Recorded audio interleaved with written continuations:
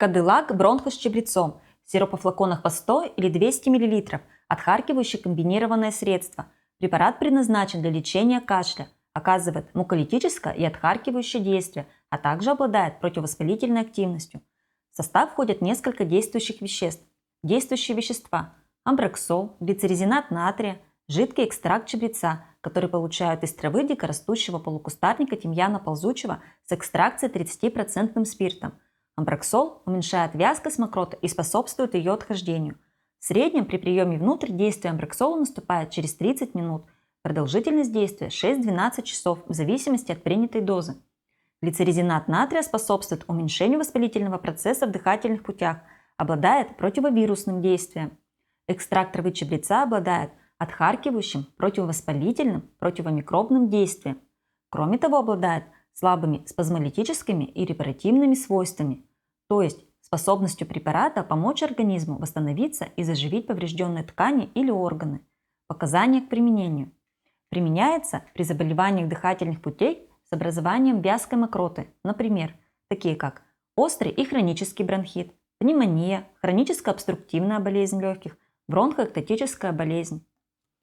Сироп – прозрачная жидкость от светло-коричневого до коричневого цвета. Флакон из темного стекла, в комплекте идет двойная мерная ложечка на 5 и 2,5 мл. В процессе хранения допускается образование осадка. Способ применения и дозы. Взрослым и детям старше 12 лет по 10 мл 4 раза в сутки. Детям от 6 до 12 лет по 5 мл 3 раза в сутки. Детям от 2 до 6 лет назначают по 2,5 мл сиропа 3 раза в сутки. Принимать сироп во время приема пищи, запивая небольшим количеством воды.